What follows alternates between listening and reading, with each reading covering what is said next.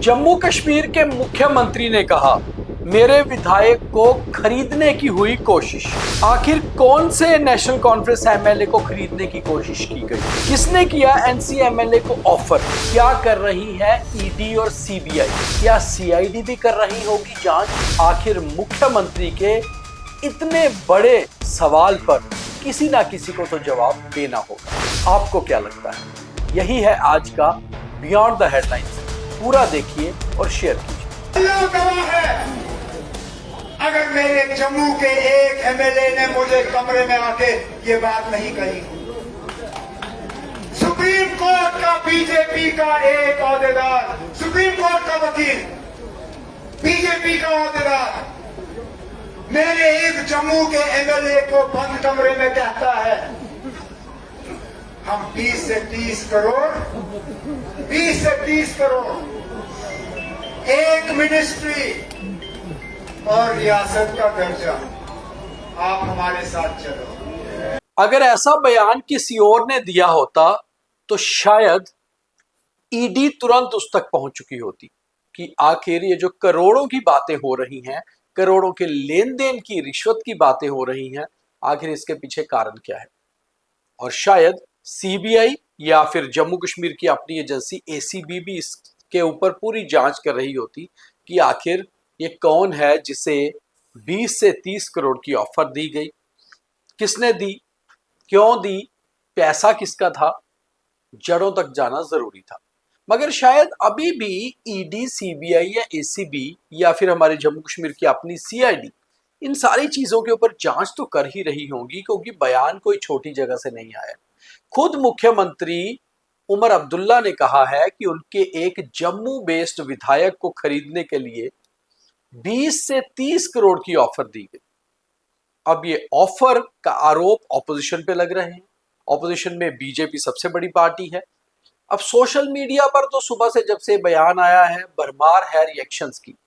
National conference वाले कह रहे हैं कि खरीदा जा रहा था, बीजेपी वाले कह रहे हैं कि भाई अगर खरीदा जा रहा था तो नाम बताएं कि कौन ऑफर कर रहा था।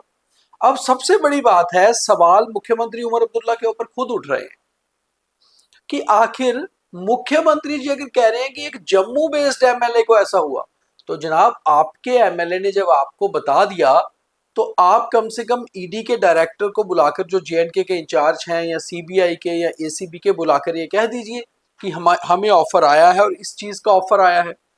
क्योंकि आपने एक कीमत तो बता दी कि 20 से 30 करोड़ रुपए में नेशनल कॉन्फ्रेंस के विधायक को खरीदने की कोशिश की गई या तोड़ने की कह लीजिए, और उसके बाद कितने विधायकों को खरीदना था। अगर ये जानकारी है तो ये भी बताइए कि कम से कम दूध का दूध, पानी का पानी तो हो। मगर आज मौका था मदरे मेहरबान का, जो कार्यक्रम था कश्मीर में हजरत बल में, मुख्यमंत्री उमर अब्दुल्ला वहां पहुंचे हुए थे क्योंकि उनका पारिवारिक कार्यक्रम भी था। उसके बाद मीडिया से बात कर रहे थे और वहीं पर यह बयान निकल कर आया है। अब बयान बहुत बड़ा है क्योंकि किसी प्रदेश का या यूटी का चीफ मिनिस्टर खुद कह रहा हो कि ऑपोजिशन में एक पार्टी है जिन्होंने उनके विधायक को खरीदने की कोशिश की और पैसा भी जो ऑफर किया वो 20 से 30 करोड़ था। और इस ऐसी पार्टी पे आरोप लगाया जा रहा है जिनकी केंद्र में सरकार है और जम्मू कश्मीर में वो ऑपोजिशन में है। अब ऐसे में अगर मुख्यमंत्री इतनी बड़ी बात कह रहे हैं तो फिर जम्मू कश्मीर में जो दो बड़े दफ्तर ईडी के खोले गए हैं, एक श्रीनगर में और एक जम्मू में, आखिर ये एजेंसी क्या कर रही है? क्या इनके पास इस बात की भनक या जानकारी नहीं थी? क्योंकि ये एजेंसीज तो ऐसे हर मामले पर नजर रखते हैं। यहाँ छोटे से छोटे शख्स के पास कहीं 50,000 1 लाख रुपए का इधर उधर हो जाता है तो उसके घर तुरंत ईडी पहुंच जाती है, ईडी का कॉल उसको आ जाता है।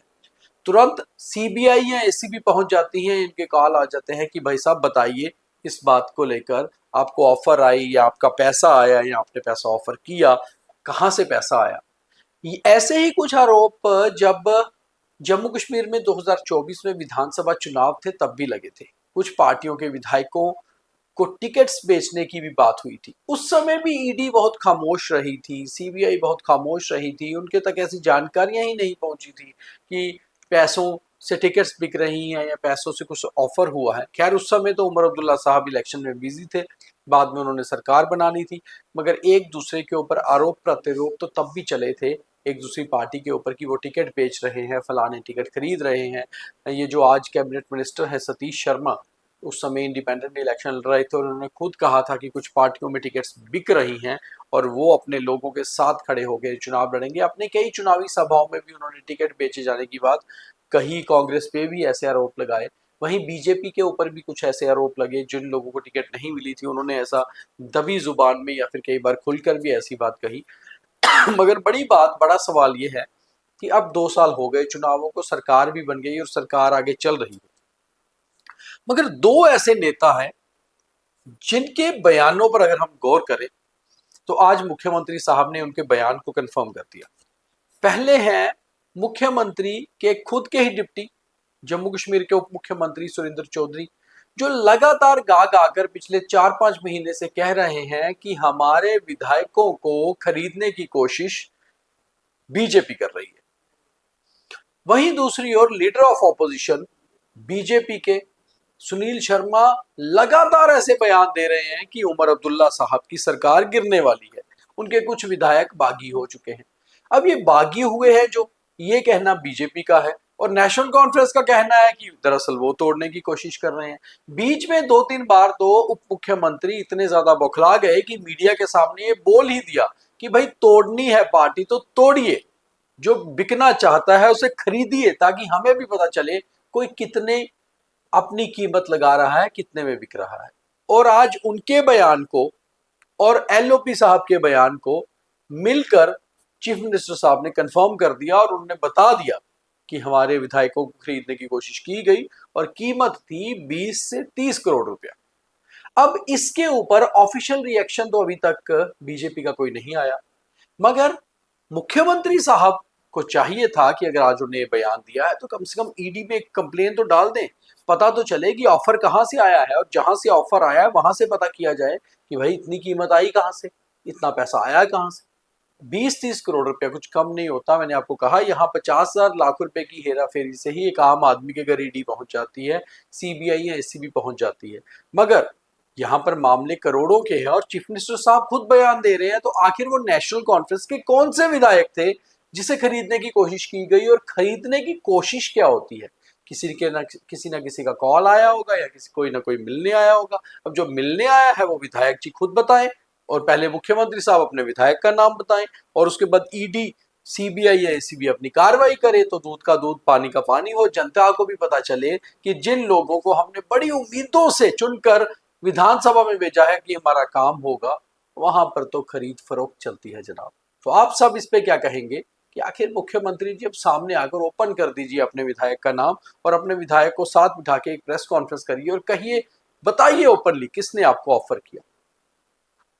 तो कम से कम आप लोग क्या सोचते हैं ये जरूर बताइए और इसे पूरा देखिए, शेयर भी कीजिए। बहुत